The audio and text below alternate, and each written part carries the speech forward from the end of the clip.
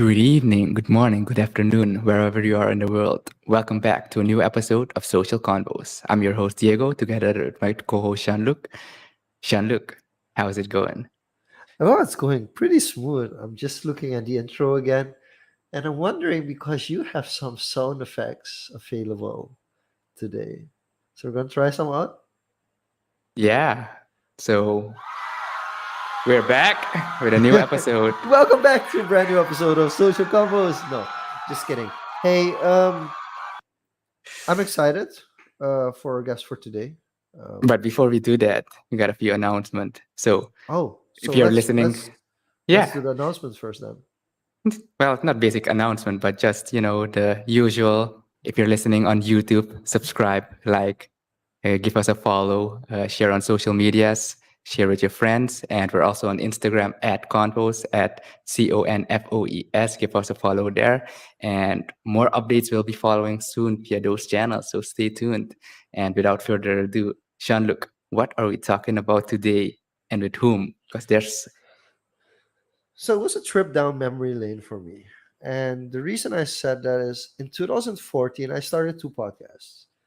I started, and it's kind of a, I wouldn't say started two podcasts because both of them I did two episodes and I recorded them at a local studio. So I didn't, back then, this setup was not a setup that I would normally do. I would drive to a recording studio. My guests would drive to the same recording studio and we would record the session there. And um, I started with Suriname Online, which is basically about Surinamese people who are very focused and are familiar with the online space. And the second one was Artist of the Month, where I would interview artists. And I only did four episodes, so two of each. Looking back, those were some really fun episodes. I mean, there's still some really valuable content in it. And I feel like a little bit upset that I don't have any video footage of those recordings. It was full audio. It was traditional podcast. Back then, Joe Rogan wasn't a thing yet, at least not in a global scale. so we're And talking about almost a decade ago. we're So this talking would about be 2014, 2014, 2014, 2014. nine Yeah. years ago, a little over 9 years ago. I started podcasting, and then I let go for at least 6 7 years because at the time it was a real investment. Like I really had to kind of rent out the studio, even though I had a barter deal with Top 40 at the time, which was music charts, the top 40 music charts of Suriname. I had a barter deal with them, so I was able to film a couple of episodes there. I was like, should I go to a radio station and make this a regular thing? For some reason, I left it. At the time, I hadn't started for myself. So I was still working a regular day job. So I was doing it on the side. I wasn't fully convinced which way I wanted to go. And I was still pretty much a creative explorer. And you're far familiar with the term creative explorer, as you've also been a creative explorer. So at that time, I wasn't really like, I didn't have like a clear roadmap where it would lead to. I just thought it was fun to do it. And for me personally, the favorite thing about it was in English. We chose specifically to do it in English. And the first episode was for Suriname Online, which was basically the very first podcast episode that I ever did. What was with today's guest, with Plu. And we spoke about where his name came from, but also the fact that back then he already had a massive following online and he would send out happy birthday wishes to, on average, if you look back at it, on average, over 10 people a day. And we talked a lot about the online space back then. So it will be for me really interesting to talk today to see, like, 9 years later, what has changed and what is still the same. So I think that's a pretty interesting place to start with. So without further ado, I'd like to welcome to the stage Hedwig Plu de la Fuente.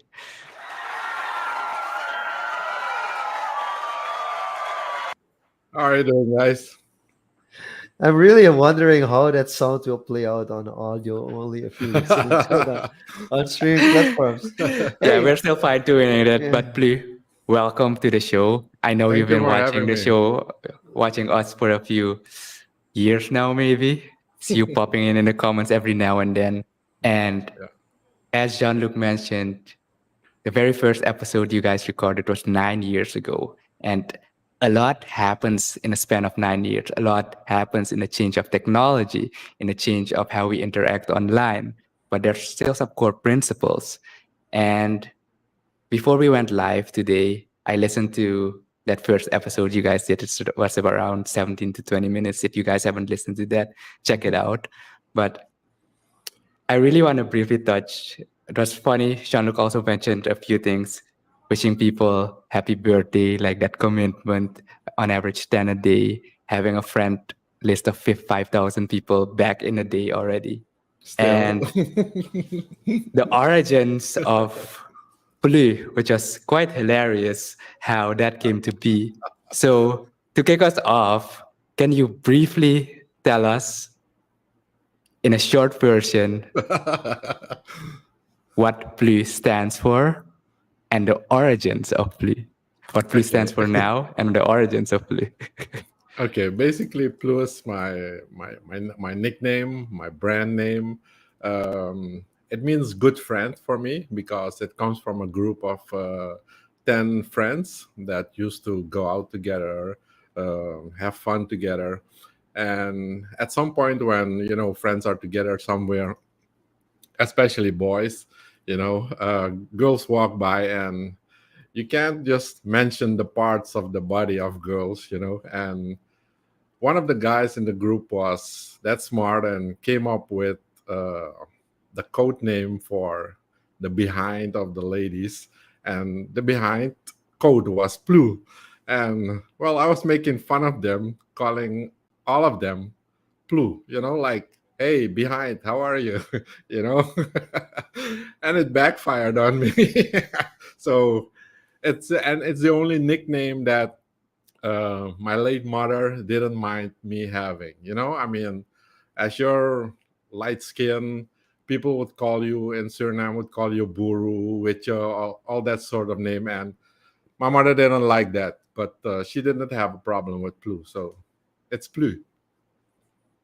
And you've kind of made it in your own, because if I remember correctly, it means for you now peace, love, and unity. Yes, So, yes. can you tell us more about how you transitioned from a woman's behind to peace, love, and unity? It gives you peace, love, and unity.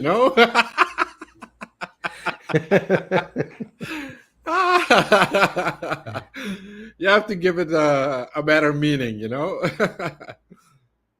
Yeah, No, it is really interesting because like it's fun. Like it started out as a gimmick, it became like a trademark. It went from a gimmick to a trademark. It's a beautiful thing, like you mentioned, like what your mother said. It makes sense. Like it's a name. It doesn't have any connotations, negative right, connotations with it, because even right. from the gimmick, it's a fun, positive It gimmick. is. Yeah. But also now translating it to having your own nickname, which you branded. Like, and I want to give credit to that as well, because that's something Thanks. we didn't touch upon nine Yeah. years ago. Is that like you owned up to it. You even Yeah. have Picks by Plu. It's like Yeah. it's like, and in marketing sense we make fun of it a lot, but we also give credit to, and I don't want to compare you to the Kardashians in any sense, No. but even though some of them have very nice blues, but Hey. uh, it's like the story of the Kardashians, where their mother kind of took situations from them where normally speaking it would have a negative connotation, and she made a business out of it. Yeah. And in some Smart. sense you kind of did the same. It's like, Yeah. okay, it's a gimmick, it's fun, but it ended up being your trademark. And like a lot of Yeah. people that look up to you, first they know you by Plu, and then they know you by Hedwig de la Fuente. Yeah. So I think that's really interesting how that has been branded. And there's also some people tuning in who quickly wanted to comment and say like, hey, say hi to the man himself, the man, the myth, the legend. Helio has been doing Thank you. amazing job lately. So Helio, congratulations as well. But a lot of people look up to you. A lot of people have been students of yours, whether it's been through formal education or informal education. Back when I was lecturing for social media, I would also sometimes ask a favor, like, "Hey, could you help out, especially with photography?" And I think that's also where I want to start for today, because like we spoke about like your name and everything, but for us it's really interesting. A lot of people, like especially the younger generation, they don't know the full background. They don't No, know that logos that people look at originated in your studio. yeah. Famous photos that are constantly being used in Suriname were taken by your cameras. So if you could walk us through, and we don't want to go full Suriname, who's your mother, who's your father on us, but we do want a little bit more on where did it start for Plu? Like, we can go into the sports even, but for the Mhm. photography and the design part, where did it start? Was it always I'm gonna be a photographer, I'm gonna be a designer, or where did it start? It started with design. Back in school, what we call lyceum here, um, I would never pay much attention to what's in front of the class. I was always in my math, how do you say that? My math book, writing and making logos for everyone in the class. You know, so I would make a Shaluk logo, I would make a Diego logo, you know, and um, when we had drawing lessons. I remember one time we had to draw something new and something old, and I chose cars, and I delivered my drawing to the teacher, and he gave me a 9, and I went like, but how do I get a 10? You know, and he said, well, continue on it, you know, and I continued on it, and I got a 10. But the love of logos was always there. I was always writing people's names with nice kind of colors and letters. The idea of logo wasn't even there yet, but it's the start of it. And what also pushed me in that direction is I have a brother that is a sign painter, and so everything about graphics, the basics, you know, especially things that had have to do with fonts, I got from him, you know, because it, fonts is something. It's the thing that in graphics is most of the time is the weakest, you know. And I learned that you have to master fonts to be good in graphics. And at that point, after Lyceum, at least I didn't even finish Lyceum to say that. I was in the last class of Lyceum, and I wanted to go to the Academy of Art. And I figured out that I could go because the last class of Lyceum was equal to HAVO, and HAVO is what you needed to go to the academy. So I went to the academy, and there I studied graphic design. And it was, I think, in my second or my third year that I applied for a job at Art Design, which then was owned by Hannah Brunings and the late Pim Reiziger. And that's where I got the real basis for knowing what corporate identity and graphic design is. I was lucky enough to in the 2 years that I worked there to have met and got to know Claudette De Bruyn, who is also a great graphic designer. Harman Reisdijk, who studied in Jamaica, same thing. You know, so that was the basis for graphic design. If I would have to be grateful to two people for being strong and knowing what corporate identity is, then it's the late Pim Reiziger and Hannah Brunings. You're really calling out some OG names there. I mean, like Oh from yeah. my yes, Oh Like if, yeah, yeah, from the Surinamese design yeah, field, it's like yeah, it feels like it, for me at least, from my generation, it feels like it starts there. So I think that's really yeah. really interesting to hear. I do have to ask though, as and then you also mentioned it started with design, and Mhm. then that's when I want to wonder, where did the photography actually start kicking in? All right. I worked about 2 years for art design, and funny enough, I mean, I think we had entrepreneurship in our teams also. An uncle of mine who had his own company. At some point, he told me like, "Hey, Blue, you should start for yourself," you know. And I went, "I don't think so, uncle. It's too hard to start for yourself, you know." Well, you never know. 6 months later, I started working for myself. You know, I said goodbye to art design and I started working for myself. And from there, it started. But what what my strongest point? No, my weakest point is that I don't call myself like an illustrator. And back then, it was either illustration or photography that you could use in graphic design to make it even stronger, you know. So I got photography in at the Academy of Art, so I picked it up and started doing photography for my own work. But it didn't take long before people like also Claudette de Bruyn and other designers started asking me to do photography for them. You know, because I think the advantage that I had is that I was doing photography with a graphic design background. So I knew what kind of photography was needed for the graphic design, you know. So I think that was my strongest point, that I could do both. Yeah, that's where it started.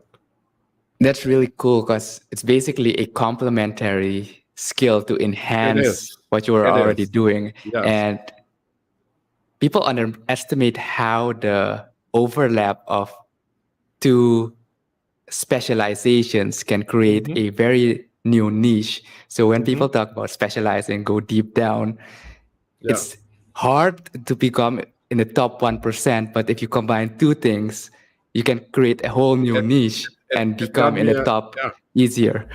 It got me a lot of work back then because companies were having graphic designers and photographers work for them, but I could do both, so they could pay one person to do both things. You know, And you so understand, and I could charge more.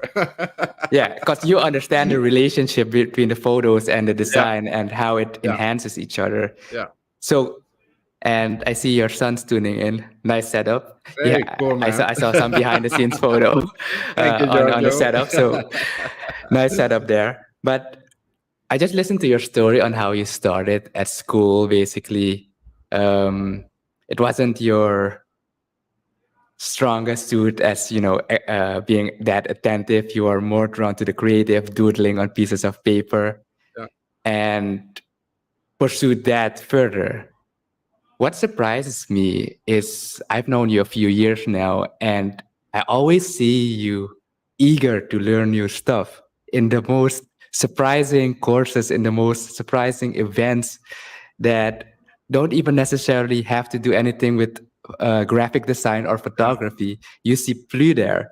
So tell me where this thirst for learning and thirst for learning new things outside of your fields of expertise comes from. It's with photography. It's you get the chance to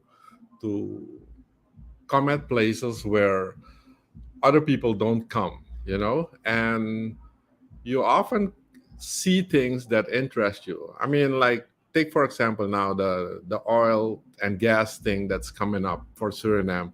I mean, you must be crazy not to be interested. You know, I mean, in graphic design and photography and even the photo coaching that I'm doing, there is market for it. You know, so and you can better understand if other fields if you need to approach it as a photographer of a graphic designer, if you know a little bit more about it, I mean, you could see me in a yoga class or a yoga workshop, or anything I could follow. And one thing that I always learned, and it's not all only with workshops, it's also with books and magazines.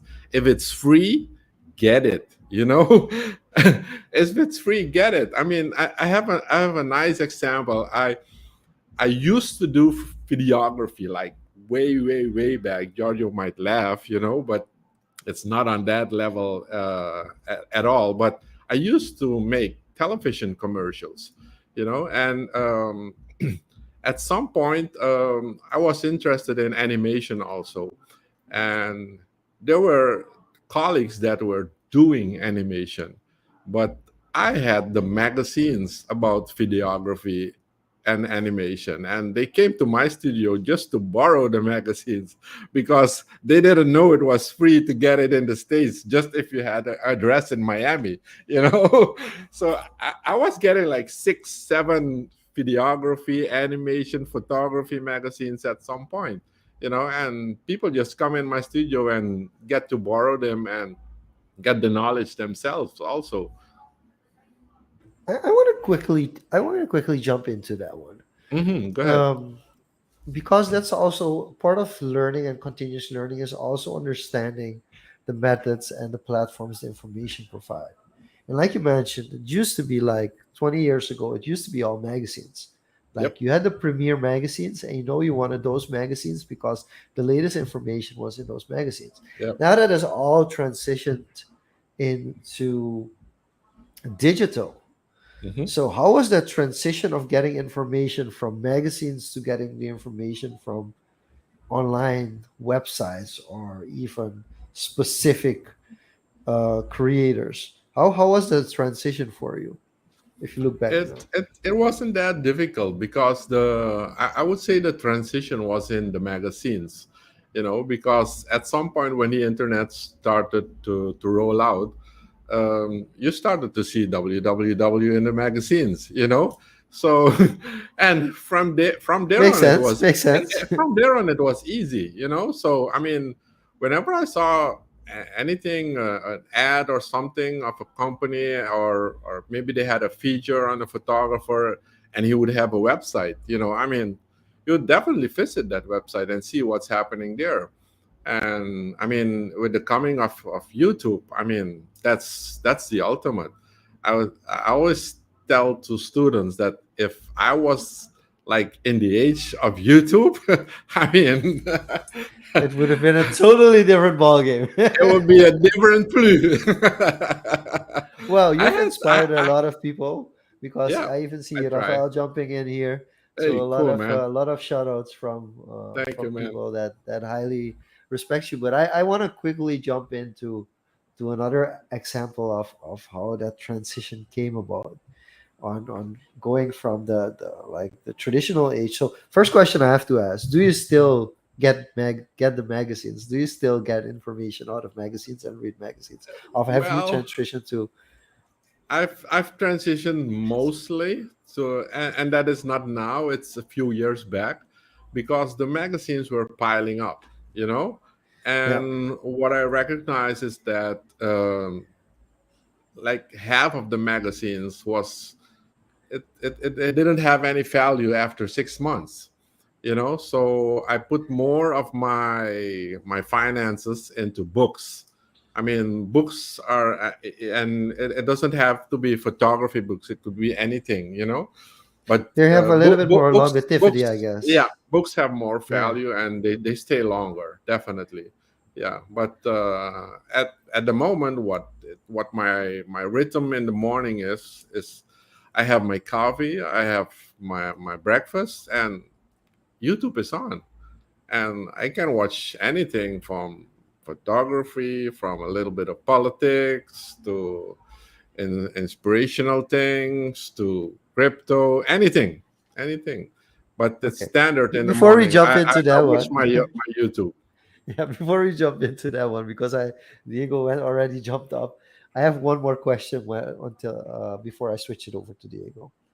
because Diego mentioned that you're investing a lot of experience and knowledge into things that don't necessarily match up with your core business, but you Mm-hmm. take value and interest in because you feel like, hey, this could be of importance to the line of work that I do. Mm-hmm. So, what I really wanted to know is what would you think would be something that wasn't directly connected to your work, but to this day, it's a piece of information that you still use? Ooh, um, that's a difficult one. Yeah. I would say it might sound contrary, but way back, I had a friend that was in Scientology, you know, and that's a whole other ball game. But Scientology has different parts, and one of the parts, from what I remember, had to do with business.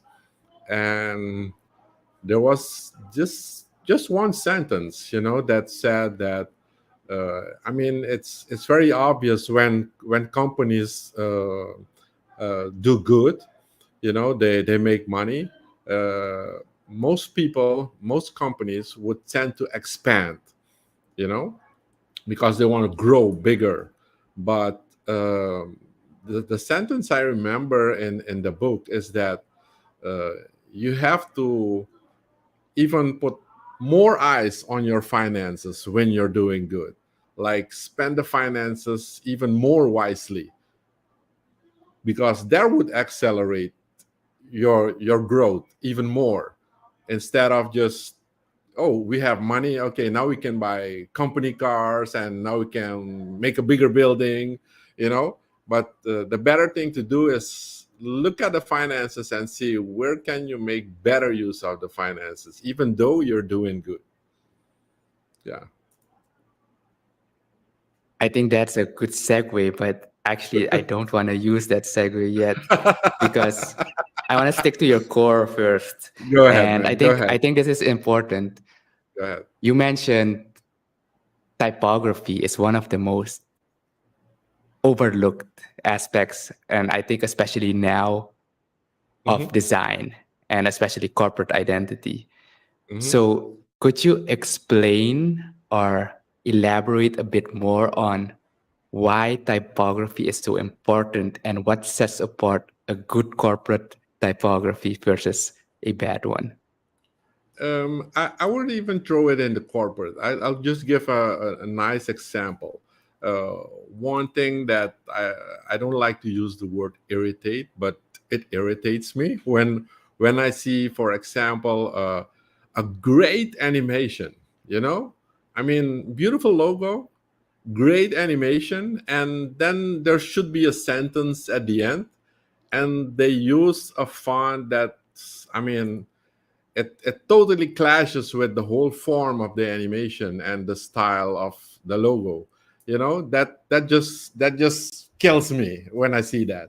And there I can see that you would have probably a graphic designer or animator that is maybe 10 times even more talented than I am, but he doesn't have the feel of the topography that should be associated with something like that.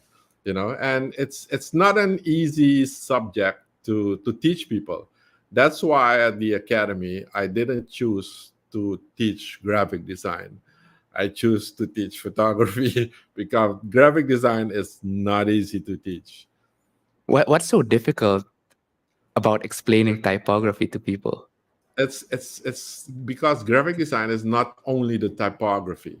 It's way more than that. I mean, a font has a certain character, and you should have the feeling to develop the feeling to know where and when you can use a certain font. I mean, there are guidelines for it. If you would stick to the guidelines, you'd be safe. But we all know that if you play it safe, you don't make it. you know so you'd have to go further than safe. So you have to go further and know more about typography and all parts of graphic design. make it. So, okay, last thing on this point, Go what ahead. are two go-to fonts within the safe guidelines that people can go to Ugh, and that's a like, hard one. That's a hard one. People, if I ever would call names, people would kill me. That's one. But I mean, look, we all know what's an Arial is, right? We all know what a Times Roman is. I mean, if you would go with a Times Roman and it's used wisely, I think you can never go wrong. There is a font. I don't know if you know the name. It's Helvetica. yeah, Helvetica is one of the strongest fonts that personally I like, and if there, but it also depends on how will it be used. Will it be used for longer text, longer lines, or is it just a word? If it's just for a word, I would love to use something like there's a font called Compacta. I'm just calling the original names because people are changing names of the fonts like like they made the font, but they use the same compacta and give it a different name and sell it for you. But the original compacta, it's a really nice font. It's a little bit elongated. It's a little bit longer than normal, and it's pretty thick. But it's a really nice font if you want to make an impact. Even the word impact is it's a good name to use with the font. I believe someone even changed the name of Compacta with Impact. Yeah, it's impact. There is impact. So I really, Yeah. because this is interesting, because from a traditional perspective, it used to be Times New Roman for academic purposes. Like if you would write an academic paper, it would be Times New Roman 11, 1.5 spacing. I think that's like, Yeah. and then justified. I think that's kind of Yeah. like an academic rule book kind of thing. Yeah. And then Yeah. Arial would be like the more mainstream used. And then all Mhm. of a sudden, Google Word and other companies started changing from Arial to Helvetica as well. Then Mhm. all of a sudden Helvetica became important. But I think, and I can't fully comprehend how that works, but I do feel there is a difference. And somebody told me this before. There is a difference with online fonts and written fonts, like fonts that are being published on a piece, Printed. printed on a piece of paper, Yeah. and the online fonts. So maybe you could elaborate a little bit on that to give people a better understanding who are less familiar with these kind of things. It's pretty technical. But the to me the main difference is that what was originally designed has more or better optical spacing. And by optical spacing, I mean like if you would put like an N and an M beside each other, you would have to make the opening between the two letters optically bigger than if you would like, let's say you would put an M and an O beside each other. You'd have to put the O closer to the M if you would write the word mo, for example. But it's a straight lines. You have to like make a little bit more room for it to breathe, as they say.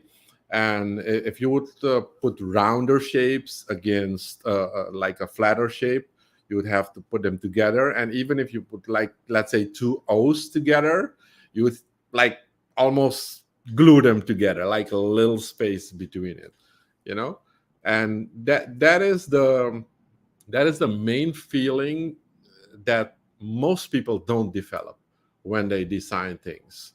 It's not easy to develop, but it took me a long while. And even then, as a you could say an experienced designer, sometimes you could miss it. And maybe after 2 years, when you've designed the thing, you go like, I should have put that a little bit closer.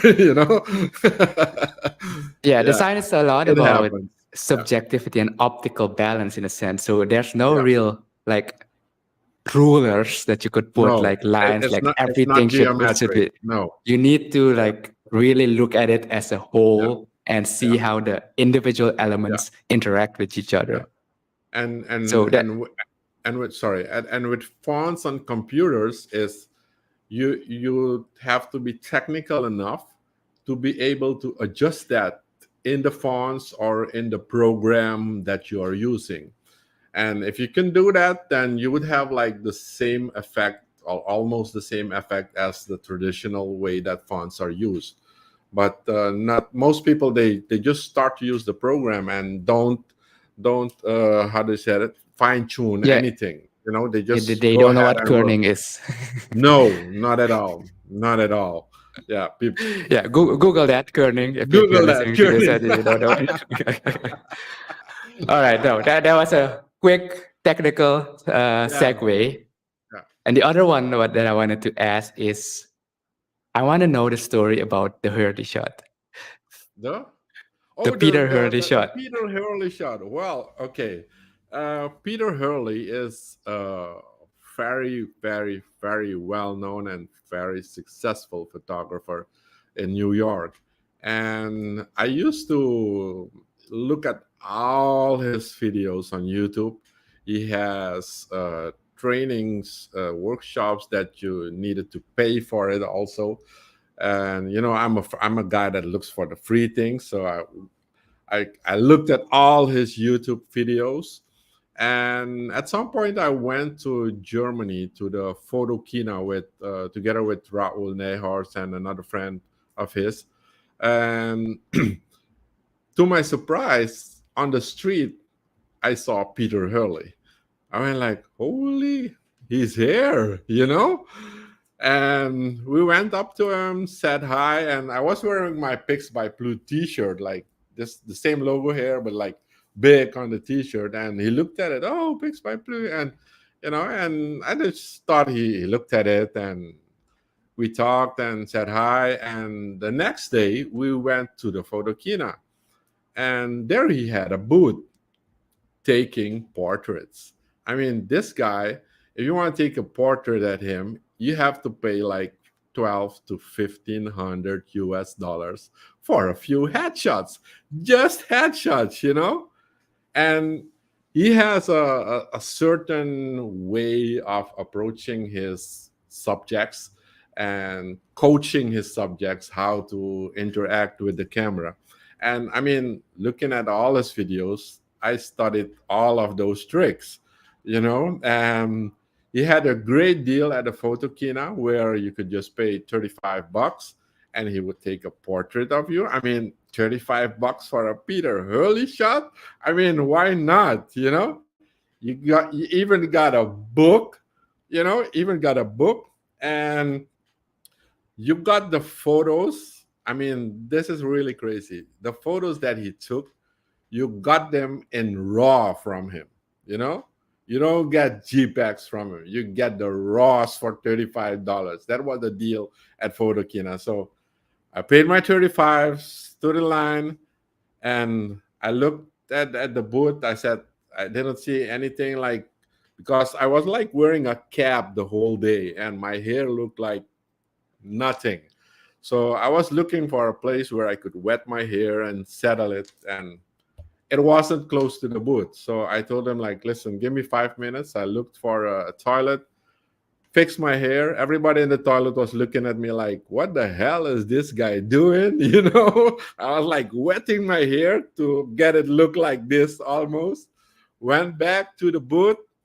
But the funny thing is, he had a mic connected. So anything he said, you could hear in the booth and all over the photo keynote. And the most amazing thing happened is that he recognized me. He went like, "Oh, Blue." I mean, like, how does Peter Hurley recognize you in a day? I mean, like, that was cool. And I went to pose for him then, and he has certain things. One of the thing is that if you pose for him, you need to like squint a little, give the look, and one thing with chins also, he has an instruction that you like have to like move forward a little bit. If you look at from the side, it's like you have to do Yeah, this. like a It, peacock. it, it, it makes you feel like a chicken of some sort, but the picture looks better. And especially for ladies, he has another trick, is that he tells the ladies like, hold up a big sandwich or a big hot dog, like this. And what that does, it changes the way the shoulders look. Because if you stand like this, look at the shoulders, and you see what it does to the shoulders. And if you then took your head forward and squint, I mean, and I did all that for him, and he went like, "Holy, this guy knows my stuff." It was an amazing experience, and the fact that he sends you the raws through email, and you can do anything what you want with the file. That's super, and that for $35. Which normally would cost you 1,500. Yeah, amazing. No, that's really an amazing story. And did you Yeah. do the editing, like the stylistic editing with the raw file yourself, or was Yeah. that also styled by No. Hurley? No, no, Oh, no. I did that myself. And because he just sent them, it's like a clear shot that he sends. It's like nice even That's lighting. why that's Yeah. why you can pay it, because if he has to edit it, Oh the no, no, price goes. yeah, yeah, yeah, Yeah. definitely, definitely, definitely, and he picks the best ones also. And in the 5 minutes that you do for $35, he shoots probably 10, 15 photos of you. But if you pay 1,500, you're probably with him like 15 minutes to half an hour, and proper preparation. And in his sessions, what he does, he shoots you and takes you to the screen and shows you what he shot, so that you can see what you can do better. That's the way he works. Yeah, it's he's an amazing photographer. Yeah, good to yeah. know also is that he used to be a model himself. That's why he knows how it works. Yeah. That just goes to show like combining two fields into one and, Yeah. Yeah. excelling in that. He was like a supermodel, but a male one, and but he just went into photography and made it because he knew what was needed. He just shoots only actors, models. That's his main business, and he does a lot of workshops all over the world now. Yeah. And he's known for the Amazing. headshot. Yeah. The Yeah, peacocking he's the headshot. he's the headshot guy. Yeah. Yeah. Yeah. Awesome. So that Awesome. I was really curious on how Yeah. that interaction happened, No, and that so much happened that you met him the it's day before and he recognized you. yeah. That's really cool to hear. Yeah, it's an So experience to not forget.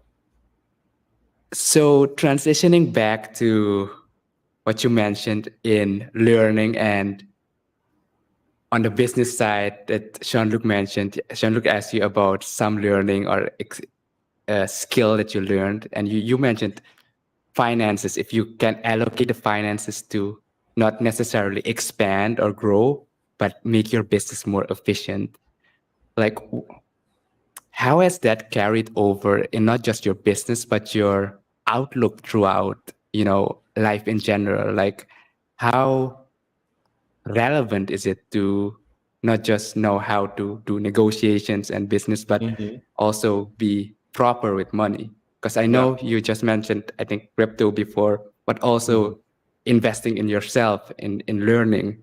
Although you look for the free stuff, you're not afraid to invest I if it's really No, something. definitely, definitely. Yeah.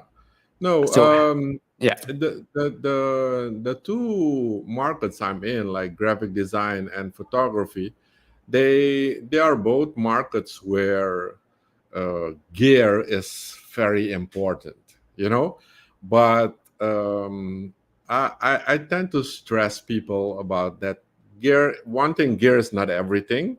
Uh, a lot of colleagues might not agree. They might think, oh, gear is everything, but gear is very important. But to give you an idea, when I started using computers for graphic design, the trend was always like everybody was rushing to get the fastest, newest machine. But if you look at look at it from a business standpoint, personally, I look at it that way. If every 2 years you have to buy the newest PC or the newest Mac, as a lot of graphic designers would want, and photographers also, guys, I don't use a Mac, okay? I use a PC, all right? So I don't invest in things that are way too expensive and deliver the same.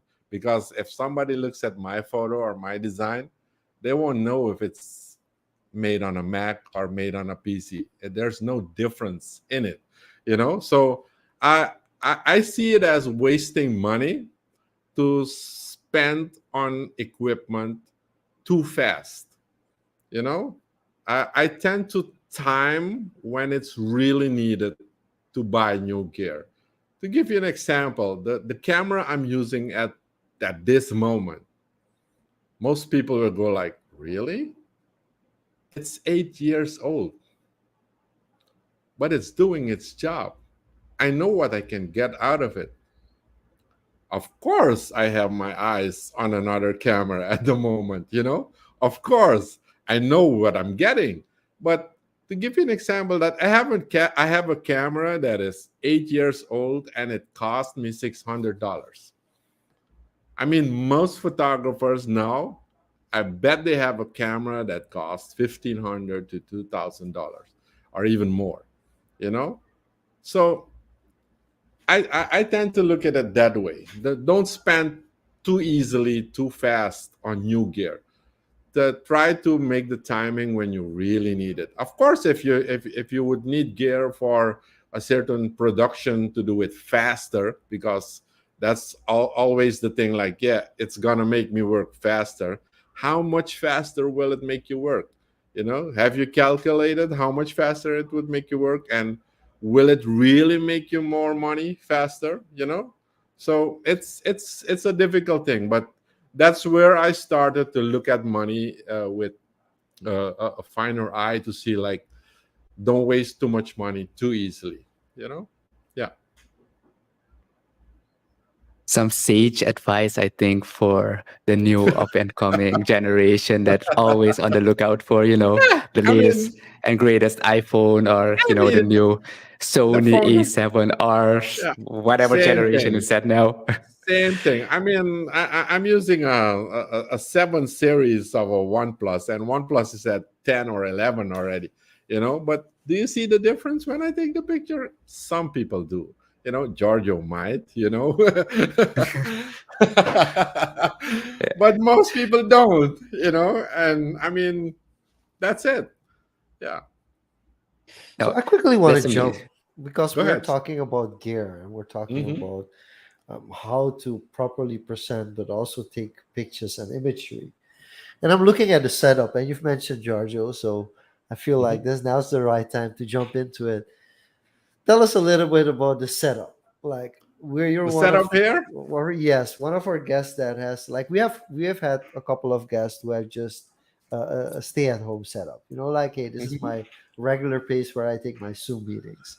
Yeah. Then um, then you have guests of ours who are like in a studio office who have set a proper setup, and that's kind of their podcasting setup, or something Yeah. like that. Hmm. And now in this case, I feel this setup has been made at least partially specific for this episode. So could you take us through a run through on this Yes. particular setup? Yes. Hold up. Of course. I'm gonna make you a little bit bigger so that people can actually have a proper look at the setup as well. So feel Mhm. free to share with us. Okay. Well, let's start with this. I used to have a bigger studio, and it goes a little bit back to the financial things, Diego. I used to have a way bigger studio downstairs, but I rented it out to a company to get more money in, and so I'm in a smaller studio, a real small studio. So I had to, like, get.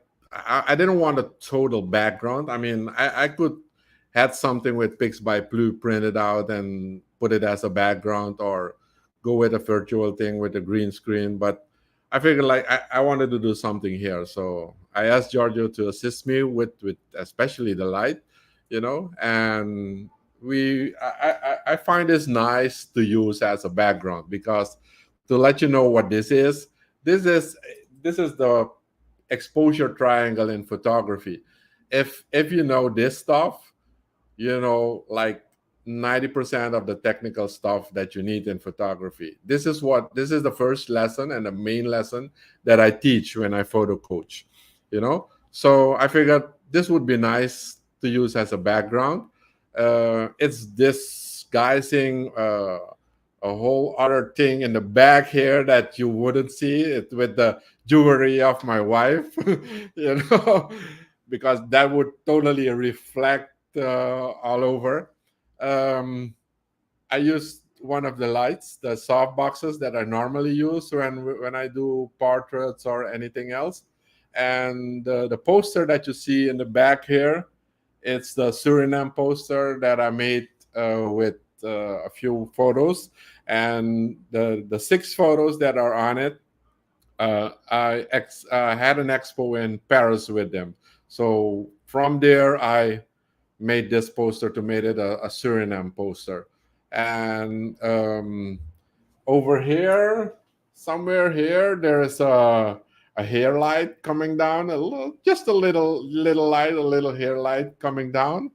And the light that's coming in front of me here, it's reflected on like a huge reflector, but it's lit with a halogen ARRI light. It's like a 650 watts ARRI light. And you would say, like, what is a photographer doing with an ARRI light? I mean, I got to buy the ARRI light for $250 from a photographer that didn't know what to do with the ARRI light, but I know what the ARRI light was, so I bought it from him, and I still have it. You know, so it comes in handy. Giorgio reflected it on the wall. That's coming onto me, so gives a nice side lighting. The reflection you see here, it's pretty cool too, because the light bounces from there, and you get like a side view shadow from here. And yeah, that's the setup. Of course, he gave me a great mic here, and I think it's a filter to like Yeah, the don't pop hear filter. the pops when you're talking, you know. And that's it. And yeah, I shaved a little extra this afternoon so to look better, and that's it. It's Yeah, a quick crash course on lighting, and yeah. I especially I know like that this.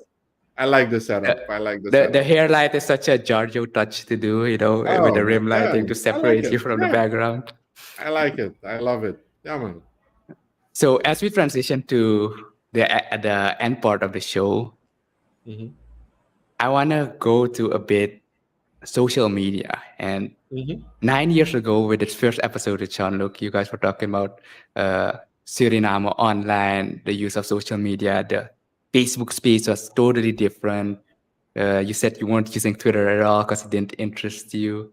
Like, how has I am on Twitter. how has social media use evolved for you over the past 9 years? Like, what what's drastically different in how you use it and what you use?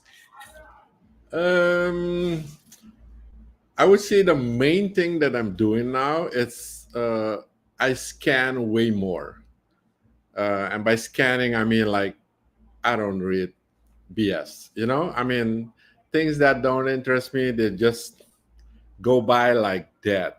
You know, I really scan like, oh, this looks interesting. You know, and I even limit my time that I spend on it. I mean, sometimes there are stories, but if you read the first part of the story, you get to know what the story is, you know. And if you follow on social media, at some point you will hear the whole story, or in another personal meeting with someone, you will even hear more about the story. So I don't waste my time to call it that that much on social media. I'm on it a lot, definitely, you know, but because I use it as my news, my social, especially my social. I mean, like when I sometimes post things, the nice thing I like about social media is when you get a PM that gets the conversation going. That's what I like about social media, and that's, I think, the way it's supposed to be used. It's not that you go and have the conversation where everybody can read the conversation. It's not that I'm not that open, but it's I think it has more value if you go one-on-one with people. That's it. So tell us a bit about Twitter, because you said you're on Twitter now. Like, uh way back, I think it was What one of did you? the. What made you change your mind? Do you yeah. remember a No, no, specific no. instance or a specific? I had the account way back. When there was a social media day somewhere in the Bureau Stride, I think. Yeah, I You know, remember that one. yeah. That was around the same time, I think, or Yeah, a year yeah, earlier, or around yeah. that time, indeed. Yeah. But what makes me use Twitter more is that I noticed that definitely things that happen in the States, you hear faster to Twitter. And certain people, I mean, Shaluk mentioned Gary Vaynerchuk. I mean, if you want to follow Gary Vaynerchuk and you're not on Twitter, you're not gonna follow him. And there are a lot of other people that I mean, for example, the CEO of Binance, CZ. I mean, that's a guy that I see every tweet of him almost. So, and it's good to have a channel that it doesn't have to. I don't read all the comments. I just read what he says. That's my way of scanning also. That there might be sometimes a first comment that where you go like, that's interesting too. you know but or somebody retweeted it where you go like, that's another view on the story. But I do the same scanning there, the same scanning. But I find it nice and to follow people that you would normally not look into their private life easily. You can look into private life more easily on Twitter. Awesome. Mhm. So to close this off, I think we can do a quick over under for Plu. So Go Plu, ahead. What's you the over under? I Explain it think you've seen a again. few Yeah, but So, episodes, but so in short, basically just it's refresh it for me. Just basically it's overrated, underrated. We pop up okay. some Okay. Yeah. topics, and you can tell us whether it's overrated or underrated. You're Hmm. free to elaborate. You don't always have to elaborate, but you're free Okay. to elaborate if something is overrated, underrated, or even Hmm. properly rated. Okay. all right, so we're gonna do one each. You want me to kick it off, Jean-Luc, or you wanna go first? Yeah, you can kick it off. All right, Plu. Bitcoin, overrated or underrated? Somewhere in the middle. It's a real thing. Some people overrate it. Some people don't even know what it is and underrate it. But it's a real thing for me. So properly rated at this point. Yeah, yeah, and it's differently rated by the knowledge that people have of it. Because if you have, I don't pretend to have the whole knowledge about it, but if you have the, like, how do you say that in Dutch? You say the rode draad, the main line of what Bitcoin is, then you can appreciate it better. Okay, Awesome. Jean, interesting. So I'm gonna go a little bit harder on you. Um, Having a professional logo as a startup, overrated or underrated? Uh, I would say it's important. Um, it's overrated if the product that you have doesn't connect with the great logo or house style or corporate identity that you have. Because what the mistake that a lot of people make is that they go like, I need a logo, I need a corporate identity, I need a house style. But what's your product? How good is your product? what's the sense of it? How important is it to you that your product is not even what you want it to be yet, not perfect to say, for example, and so that your logo is like overstyled for the product. I find that a waste. And um, graphic designers should be more honest to clients, to state that to them. You know, very simple. If somebody and makes a product, let's say a great soft drink, for example, and it doesn't taste that good, I would go like, why would you make a nice branding for the bottle? You have the greatest bottle, and the soft drink tastes like, I mean, medicine, for example. So I would rather concentrate to have a good product first. And definitely, if you have a good product, it's important to have a good look for it. Then it is the reasonable time to go for the good look. Because sometimes people tend to think that style is the main thing, but it's not. It's not. Yeah, I think that's a And good that way and to. that's coming from a graphic designer. No, we appreciate the candidness, because basically, if you dress up something bad, doesn't matter how good Of you dress it course, up, of it's course. gonna you're gonna create dissonance, and Yeah, people need to be aware of that, to yeah. focus on the product, because the product will also tell the story. The And once the you got a product will proper sell. story, The yeah, product proper will sell. story, Yeah, then you package it up to yeah, elevate it. This yeah, design is there to elevate yeah, the product and yeah. not necessarily clash on with it. Yeah, but I don't really like personally the name, the word entrepreneur. I find it a little bit heavy. But as somebody that starts a business, you must know the importance of style when you have a good product.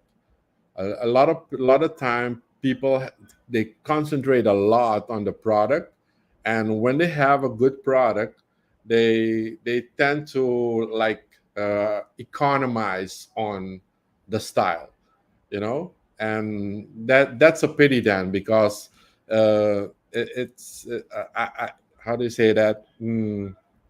It's it's too bad that you have a good product and then it would get less value if the style around it's not complementary to it. Yeah, Yeah, it can go from good to amazing, basically. yeah, yeah, The first step is getting to good, then yeah, the yeah. design gets it to You have great to you and have to amazing. start somewhere. Yeah, you have to start somewhere. Definitely. Awesome.